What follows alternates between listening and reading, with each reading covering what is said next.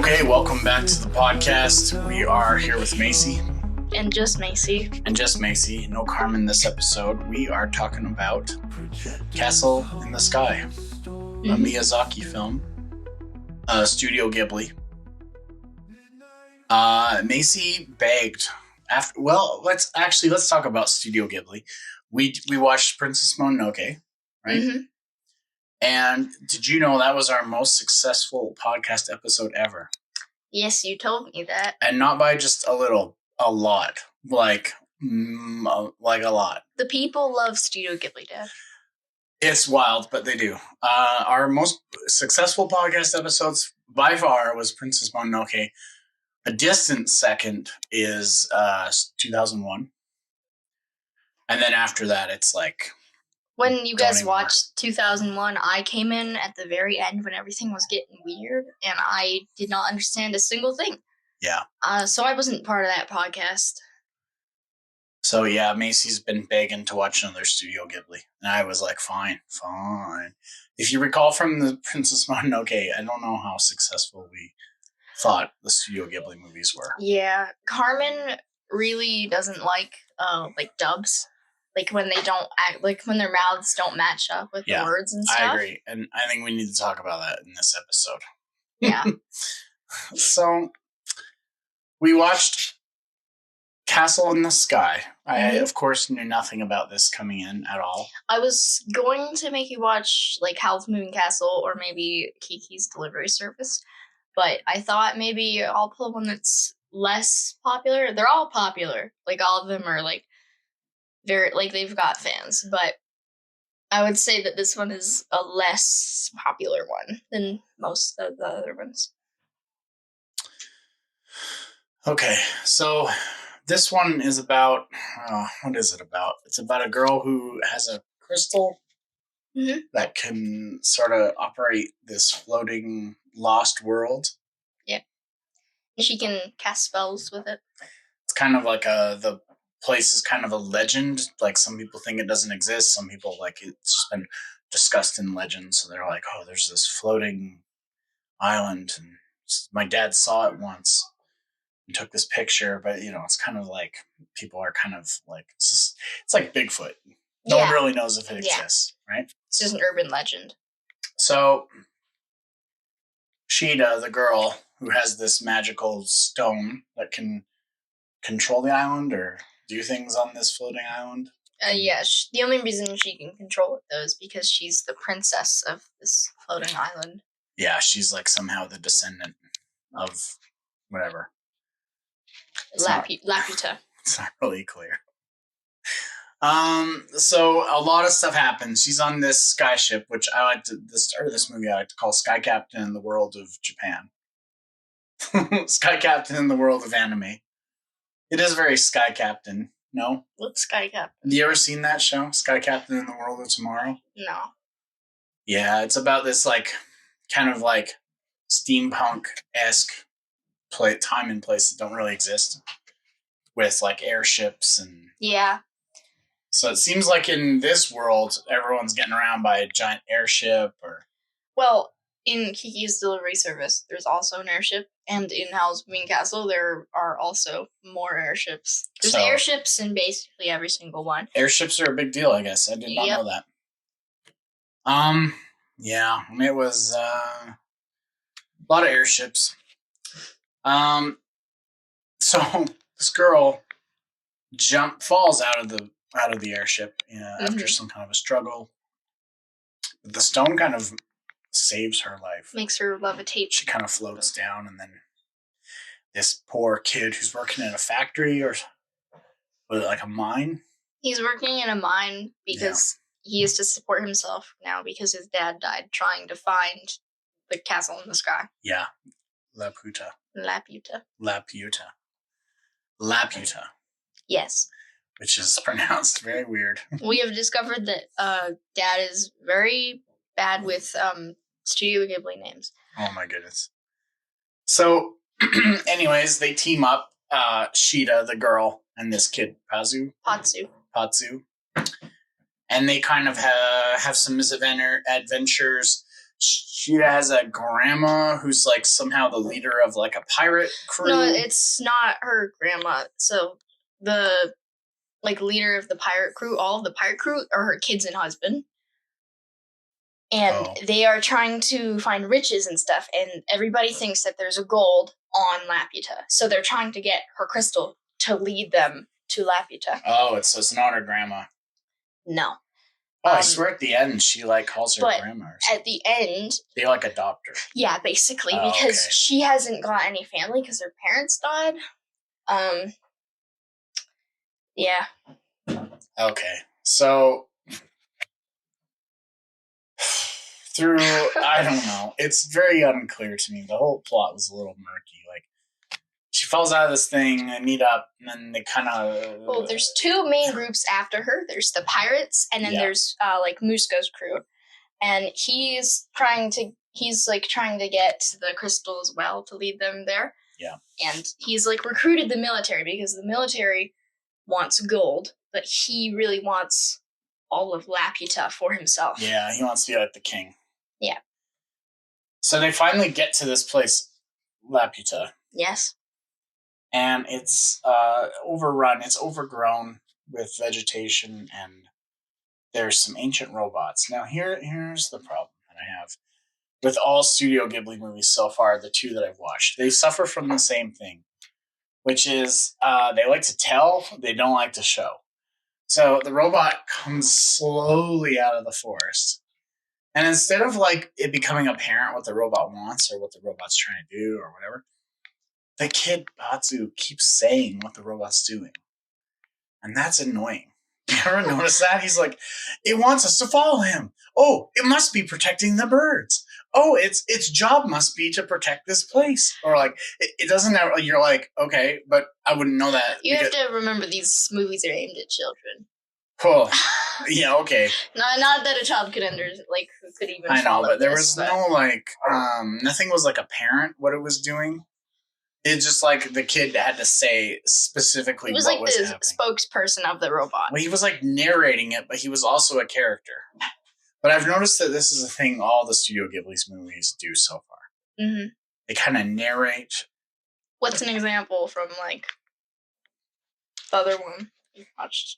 Oh, Princess Mononoke? Mm-hmm. Sometimes our boy, what's his name again? Ashitaka. He would like say what was happening. Or like, they'd be like, the demon is taking over the boar. And like, yeah, but like they would say it like explicitly what was happening. Where I'm kind of like... Well, like when he was saying that, he was trying to warn his village. He was like... Imagine if like a Batman movie, they were like, the Joker's getting away. You'd be like, is this for real? Like... Sounds like 60s Batman. Yeah, it's too like... yeah, we can see him getting away. We don't need Batman to tell us what's happening on the screen. Like, I don't know. This is my problem. The other problem I have is that the same problem Carmen has is sometimes we're doing a Japanese. It's obviously that the animation was done to Japanese words. Mm-hmm. And so sometimes the sentences will be longer or shorter. So then when they dub it to English, they have to like make it fit the mouth movements. So sometimes they'll add words or take away words where like say things in weird ways that don't make sense. Yeah, that's part of like the dub, watching the dub. It's different. Oh man, it's just... I think if we watch another one of these, we have to try to find it like not dubbed. Well, you can just click on it, change the audio to Japanese, and then put on English subtitles. The English is throwing me off. Well, we'd have to do a lot of subtitle reading then. It might be better. Well, in the world of anime, there is the age-old question: sub or dub? Okay, well, the dubs are honestly taking me out of it because I feel like they are way too... I don't know the word. They're... I don't know. They're not like synced up, so they really take you out of it. Because if anybody were animating it like this to actually the English translation, you wouldn't animate it that way or translate it this way. It's because they have a problem where they've got a animation done to Japanese language, and then they have to somehow make English work. Dad, have you ever heard of the ghost stories dub? No. I must show you later because if you don't like dubs, you're gonna hate this. I'm gonna crash out. All right, listen. Like there is one scene where they come in running and they're like yelling at people really fast, and like in the Japanese version, it's a lot of really fast Japanese words, but in the English version, eventually at some point the talking just gets so fast they start just yelling gibberish and not words anymore. I will show you and you will hate it. Brutal.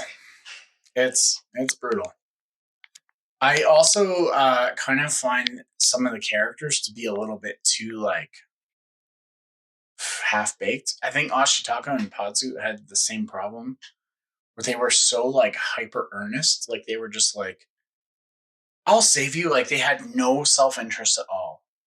They were just like, well, Ashitaka was like banished from his village and Patsu had no family left. Yeah, but Ashitaka was like, oh, I'll help these women trapped in this like sewing place or whatever. It was a iron. Oh, the Iron City. Yeah, Iron. But then he was like, "But I'll also help the princess, and I'll also help these wolves, and I'll also help this guy, and I'll help that guy." Like he had no like. I was like, dude, what are your motivations here? It seems like Ashitaka and Pazu are just there to like kind of walk us through someone else's thing.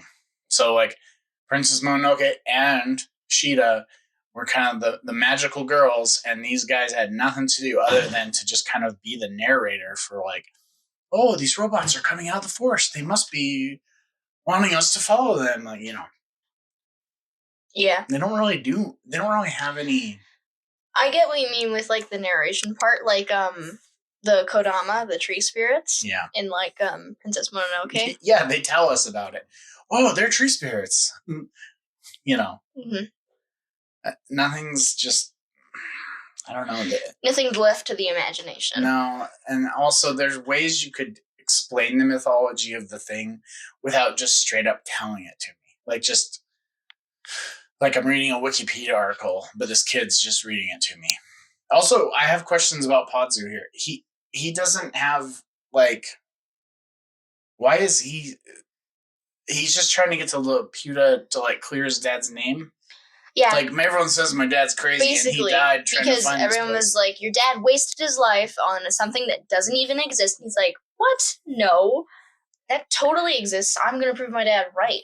And like avenge him or whatever. Like, you know. He really trained for this because he has to hang off a lot of stuff. Yeah. This dude has elite finger strength. It must be from all the mining he does. The children yearn for the mines. Dude's like an elite rock climber. Also never gets tired. This guy was like running up a hill for like also there was some point where he like ran up a tube and was just like he took his socks and shoes off and was just like going for it. But that was after he had already ran up like I know, that was after he's been hanging off of vines for like hours. Yeah. Superhero. His strength baffles me. You were saying though that these robots, the what is it? The new robot movie that we watched? The Wild Robot. The Wild Robot. It kind of stole their whole look. Yeah, it basically exactly looks like the Laputa robots. Yeah. I wish the Laputa robots had done more stuff. It seemed like they were kind of there was that one that they had like captured and taken apart, and then she used the spell and it kind of destroyed their whole like castle/military base. Yeah. But that one kind of got left there and like it kind of got destroyed. And then all the robots on Laputa, there was like one working one left and the rest had like just withered away because there's no people there to take care of them and no duties for them to do. So at some point we find out that Pazu is also royalty. What? Yeah. Isn't that right? No. Muska is also royalty. Oh. That's why he can also use the crystal. Sorry. That's the main bad guy. Okay. Yeah. So I don't know, man. There's a lot of these. Both these movies have this in common. There's some kind of mythology that it seems like if you're not familiar, you're gonna spend most of the movie either A, not having a clue what's going on, or B, literally being told exactly what's going on. So it's weird in that the movie sets up a kind of a mythology, but then doesn't like let the movie explain it, but instead has a character explain it. But unless at the same time, it feels like I'm supposed to know about these demon spirits and stuff, like about or about like this whole like world of the flying ships and the pirates and like also those pirates were pretty one dimensional. Like I spent half the movie trying to figure out if they were bad guys or good guys. They are bad guys in that they want treasure that isn't theirs, but they're good guys in that they want to help these orphans that are being hunted by the government. Yeah, they're it's but it's not like super like it's not super clear. Like it's I don't know how to describe it. I felt like some of the pirates couldn't care less. One part that I thought was very weird was when Sheeta is in the kitchen like cooking dinner, and all of the pirates are like, "Hey, I love you. I'm gonna help you cook dinner." Those are adults. She's like 12. Yeah, I know. That was weird. How old are the kids in this movie? They're like 12 years old. Yeah, they're like 12, and those were full-blown adults. I know. There was a part where her and that part was extremely weird. Yeah. Patsu and her are fine because they're both like 12. Yeah. But the part where she's in the kitchen on the pirates airship, that part's not okay. Yeah, it's there's some weird stuff like that. That's what I mean. Like, on one hand, it's like, yeah, they want to help these kids escape the guys that are hunting them, but on the other side, it's like maybe assault. I can't even blame the timeline. This only came out in 1986. I was around 1986. I will say that 1986 might as well have been 1886. That's how long ago it was. Really? Dude, some of the stuff that happened in movies or in popular culture in those days, compared to now, it's a very different world. It's a very different world. Our world is a little more mindful of like people's development and like autonomy. Yeah. Back in the old, I'll say that in 1986, perhaps it wasn't like the most like. Some groups were not treated as well as others, at least as well as they are today. So we're a little more cognitive of what's appropriate, especially when it comes to children. So, yeah, I don't know, Mace. This didn't really get me into the Studio Ghibli. Like, it kind of like... What's going to sell you? I don't know. This one, did I like this more or less than Princess Mononoke? I would say... interesting. I would say... this is probably better than Princess Mononoke. Yeah. But I wouldn't say it's like way better. Okay. I'd say it's marginally better. I'm going to tell you some Studio Ghibli movies and what the basic main plot is to see if you would even want to watch them. Let's review some and then let's see where we get. Okay. Grave of the Fireflies is about the Hiroshima. Yeah. I've heard that bombings. One's pretty intense. Yeah, that one pretty. People say that it's very sad and it I think it's won awards, I think. Yeah. I've heard it's very emotional because it deals with the bombing. Spirited Away is honestly hard to explain. Spirited Away looked like I would need to know a lot of Japanese culture. So, girl stumbles into spirit bathhouse. Parents find buffet, gorge on food, and they turn into pigs. She gets enslaved by the witch running the bathhouse, and she has to get her parents back.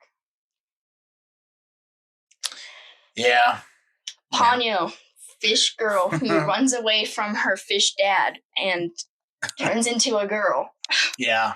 And they have her in the bucket. I just and they have her in part. the bucket. Yeah, Ponyo. I saw The Boy and the Heron in the theater, and I think I need to watch it again because I didn't really understand it.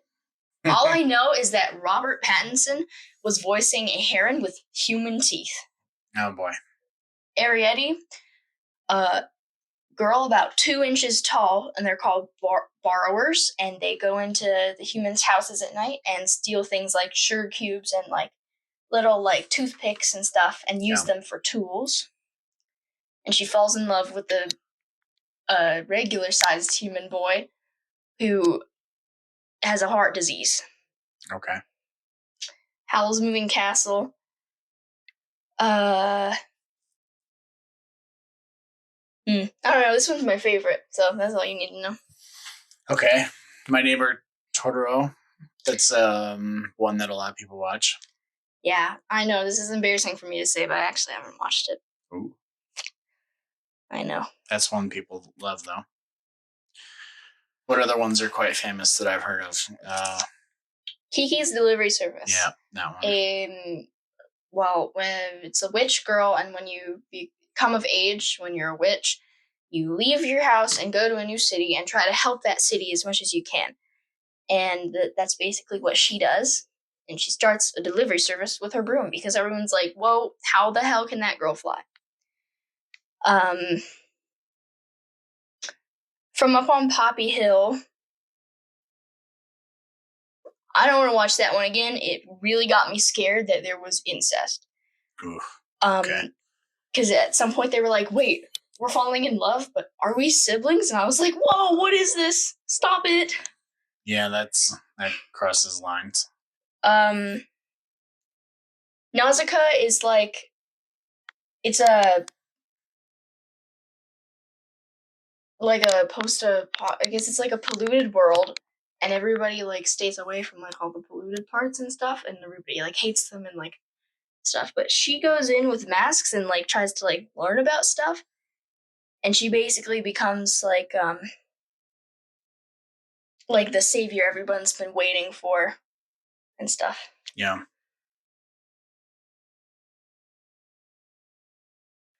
I feel like I don't want to talk about when Marnie was there because it was. I feel like I'll spoil it. I guess. Okay.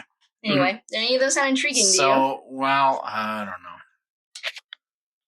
know. Well, maybe we need to watch Totoro next because, first of all, I know of that one. I see that cat everywhere. It's a cat, right? I don't think it's a cat. Is it not a cat? Wait, what is Totoro? Well, you know that big guy who kind of looks like a cat. Oh, the cat bus. Well, I don't think it's a bus. I think it's... No, there's a cat bus. Okay. No, it's not a bus. No, there's a cat bus. No, I know, but it's not that. Totoro is just a woodland spirit. Totoro is that gray thing that kind of looks like, maybe is it a rabbit, is a cat? That thing. Yeah, it just says he's a woodland spirit. Okay, so he's not a cat. No, he's not a cat, but there is cat bus in that same movie. Hooray. All right. Maybe that's the one we need to watch to understand what Ghibli's about. Yeah, what Ghibli's about, because so far, yawn. So far, I'm very confused about how these are so beloved. I'm just not getting it. I'm like, these. When I was a kid, we used to watch this show called Fables of the Green Forest, and I think it was also Japanese, but it had been dubbed over into English, and we used to watch it, and it was all like these forest animals, but they were like North American animals, but like, and I swear that it's like the same. What was it called? Fables of the Green Forest. It's probably some just terrible Canadian. I mean, they look like otters. Yeah. They were like they were like gophers. Or like, I don't know. I think it was Japanese. Yeah, they lived in like the trees. I don't even know what kind of animals they were. And there was a blue jay that was kind of like always pestering them. And there was like, that blue jay. And there was a bunch of different squirrels and stuff. And there was a fox that was kind of their enemy. Like Swiper? And a bear. No Yeah, and a bear that was not really their enemy, but not really their friend. Kind of like, just a bear. He was kind of big and dopey. He wasn't really like aggressive, but he also was not really a helpful guy either. And these guys would just have adventures, but not like adventures, just like kind of happenings. It'd just be like things would happen in the forest, and then, but like the plot was so like loosely coupled together. It was almost just like sitting in the forest and watching what happened that day. I don't know how to describe it. It wasn't very. Is that an anime? Is this? Maybe it was. It kind of. So far, all the Studio Ghibli stuff sort of reminds me of watching that. Because like when I was a kid, we watched it, but literally we got 3 channels, so it was like, sure, that's what we watched. Like we didn't have the greatest television options, so that's what we had to watch. But when I watched these movies, I'm like, oh yeah, this kind of gives me the same vibe where I'm like, yeah, I'm watching this because it's on, but I'm not really liking it. So I don't know. I need. You know what? This kind of leads into a bigger conversation about pop culture. And like, people love stuff. Oh, my battery's dying. My goodness. These microphones have a problem, and that problem is the problem is they don't hold the charge. Let's see if we can turn this one on. Is this one going now? How about that one? Hello? Okay, I think that one's working. There we go. There's no fuzzy on that. Yeah, that's okay. It's okay. I think it's still working though. Let me just check. Yep. Okay. Sorry, folks. Switch microphone mid podcast. Amazing. Yeah, pop culture stuff. There's a ton of stuff in pop culture that people are like, oh, you gotta listen to this album. You gotta get into this band. You gotta watch this movie. And then you do, or people always put it on like greatest bands of the 90s. And then you're like, I was in the 90s. That is not one of the greatest bands. An example of this that I was thinking of lately is this band called Pavement. Have you ever heard of them? No. Okay.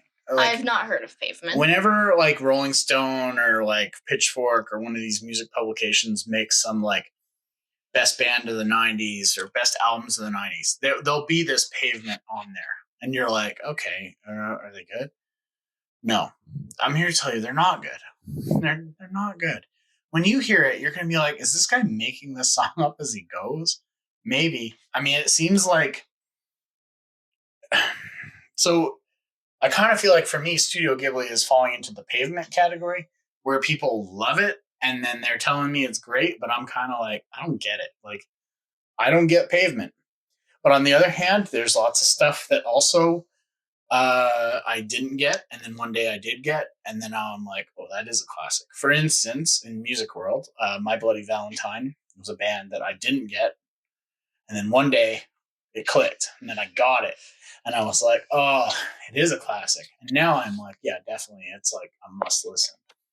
But the first time you hear it, you're gonna be like, maybe what is this? Maybe if we watch my favorite, the one that made me fall in love with Studio Ghibli, maybe that'll be the click for you, like it was for me. But so what I'm wondering is like, is Studio Ghibli My Bloody Valentine or is it Pavement? Because I can't get into Pavement, and I couldn't get into My Bloody Valentine until one day I did, and there was nothing specific. It just took like the 10th listen, and then I was like, oh, yeah, this is great. How did I not see this? I don't know. I'm worried Studio Ghibli is my Pavement. But it also maybe Howl's Moving Castle will change your mind. Yeah, so maybe we should stick with this experiment. Okay. Every couple months. How about Christmas break for the next one? Okay, Christmas time. We're recording this the day before Halloween. All right. We'll hit it again and see where we get. But I will say I'm skeptical.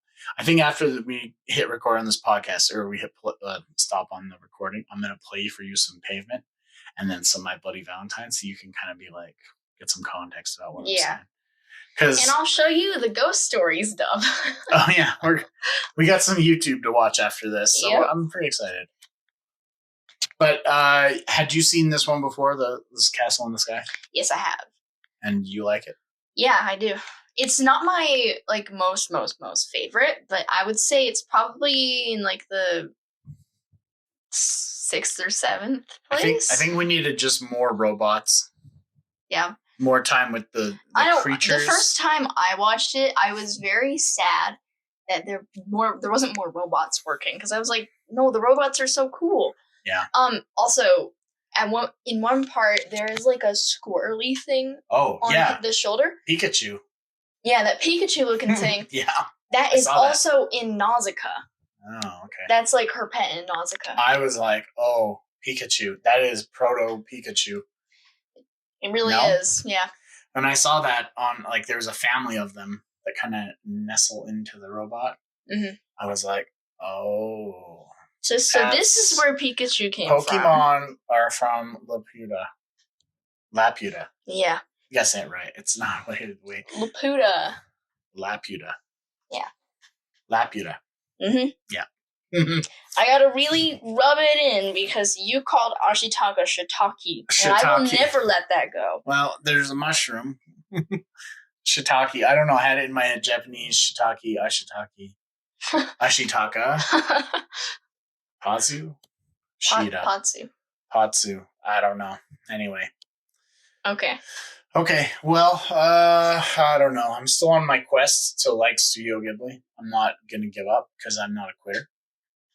And like I said, maybe this will be the My Bloody Valentine of movies, where I didn't get it for the longest time, and then one day I was like, oh, right, this is pretty cool.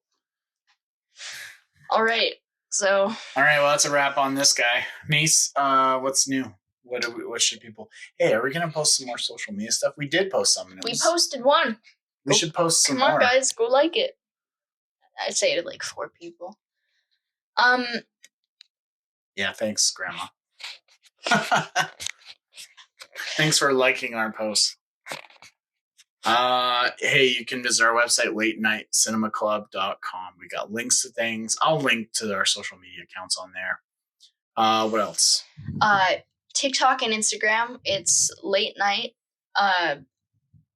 cinema_club on both Instagram and TikTok. Yeah. And Carmen's Letterboxd account is Musty Floorboard. Yeah. So go check it out. I don't know what else to say. You can reach out to us through email. Hit us up on the email. People have been emailing, so we're excited. We're gonna write you back. Don't worry. Okay. We may have some exciting things coming up in the next few episodes here. We'll see where things get. But yeah, I think that's pretty much a wrap on Castle in the Sky. Yep. We're gonna continue to try to get into this. Well, at least I'm gonna continue. Okay. Oof. I don't know if we'll be able to convince Carmen to try again. She hates dubs. Well, maybe for Totoro we go full Japanese. Yeah, we'll have subtitles. Because I could try that, because honestly, the dubs are throwing me off too. Like, okay. I'm like, oh, these are terrible with the dubs. Okay, but in Howl's Moving Castle, Christian Bale is Howl. Oh wow! There you know. They always get a lot of pretty famous people to be the voices of these characters. Like Billy Bob Thornton. Yeah, that took me out of it. So I was like, wait a minute, this guy's like a grizzled Japanese hunter, street fighter, warrior, hunter guy. Like, it didn't make sense. It didn't make any sense. Okay. All right. Well, let's wrap this one up. All right. Check out the website. Check out our stuff. Thanks for listening. Give us a rating. 5 stars would be preferable. I mean, if you don't want to, then don't. But if you do, then it's cool. Yeah, just politely asking. We're Canadian. Yeah, just do it. It's cool. I mean, if you want. Okay. Well, until next time, we're out.